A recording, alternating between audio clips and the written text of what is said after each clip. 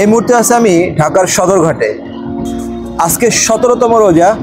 আজকে আমি প্ল্যান করেছি আজকে আমি ইফতার করব সদরঘাটের যে লেবার আছে ওনাদের সাথে। সদরঘাট বাংলাদেশের আদি ঢাকা শহরের একটি নদী বন্দর, যাকে ঘিরে 19 শতকে একটি ব্যবসায়িক জনপদ গড়ে ওঠে। এই নদী বন্দরটি বুড়িগঙ্গা নদীর তীরে অবস্থিত। 17শো শতাব্দীতে সদরঘাট তার যাত্রা শুরু করে।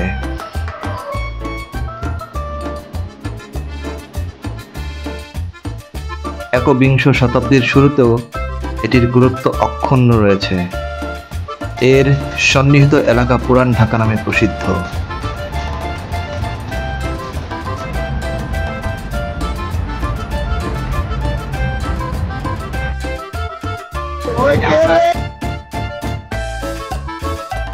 ঢাকার সদরঘাট লঞ্চ টার্মিনাল থেকে সর্বমোট ৪৫টি রুটে নৌ চলাচল করে। এই নদীবন্দর থেকে বাংলাদেশের দক্ষিণাঞ্চলের এলাকাগুলো যেমন পটুয়াখালী, বরগুনা, ভোলা, ঝালকাঠি, মাদারীপুর, চাঁদপুর, খুলনা, হাতিয়া, বাগেরহাট প্রভৃতি গন্তব্যে লঞ্চ ও স্টিমার ছেড়ে দেয়।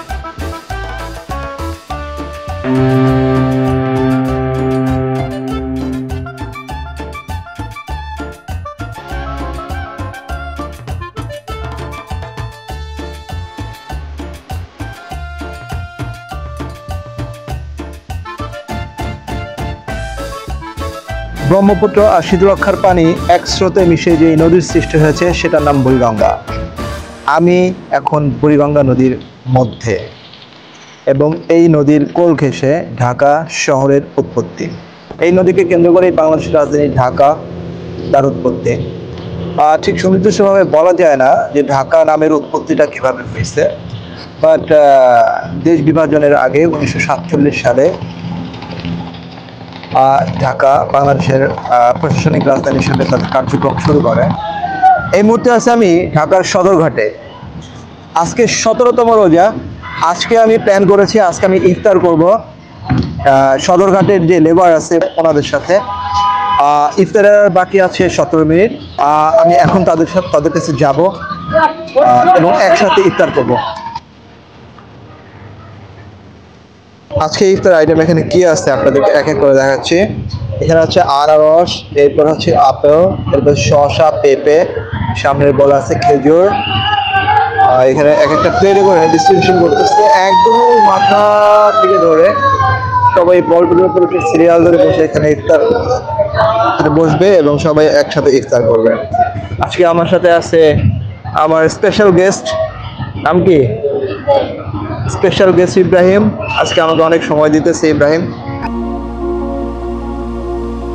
আজকে হচ্ছে 17তম রোজা। আমি আগে থেকে প্ল্যান করে আসলাম আমি একদিন সদরঘাটে ইফতার করব। তো সেই প্ল্যান থেকে অ্যাকচুয়ালি আমি এখানে বোধহয় 4টার দিকে আসছি। তো খুঁজতেছিলাম যে মানে ইফতারটা কোথায় করে, মানে এখানে যারা কাজ করে সদরঘাটে যারা থাকে ইফতারটা কোথায় করে। তো একটা ছেলেকে পাইছে, ওরা জিজ্ঞেস করতে করতে ও বলছে ও এখানে আমাকে একবার এসে ঘুরাই নিয়ে গেছে। আমি একবার এসে ঘুরে গেছি। এরপর হচ্ছে এখানে আসলাম। এখানকার সম্পর্কে যেটা জানতে পারলাম সেটা হচ্ছে কি, এখানে যারা এই ঘাটে যারা কাজ করে এদের এখানে একটা সংগঠন আছে। এই সংগঠনের ব্যানার বা এই সংগঠনের উদ্যোগে এখানে ইফতারটা আয়োজন করা হয়, এবং এই সংগঠনে যারা নেতৃত্ব স্থানে আছে ওই পর্যায়ে যারা আছে তাদের তরফ থেকে ইফতারটা ফর 30 ডেজ মানে প্রতিদিনের জন্যই ইফতারটা এখানে আয়োজন করা হয়, এবং এখানে সর্বস্তরের মানুষই এখানে ইফতার করে। পাশাপাশি যারা ইফতারটা অর্গানাইজ করে আয়োজন করে তারাও এই ইফতারে এখানে উপস্থিত থাকে। যেমন আমার সাথে এখন আমার বাম পাশে যে ভাইটা আছে মোহাম্মদ ফালান ভাই, উনি হচ্ছে এখানকার সর্দার। হ্যাঁ, এখন সদরঘাটের উনি সর্দার। তো ওনার নিয়ন্ত্রণেই সব কিছু হয়, এখানে সব পুরো জিনিসটা অর্গানাইজ হয় ওরা এই ভাইয়ের আন্ডারে। মানে ফরচুনেটলি সৌভাগ্যক্রমে ভাইয়ের সাথে আমার দেখা হয়ে গেছে এবং আমরা একসাথে ইফতার করতে বসছি। তো ইফতার বাকি আছে আর 3-4 মিনিট, দেখা যাক।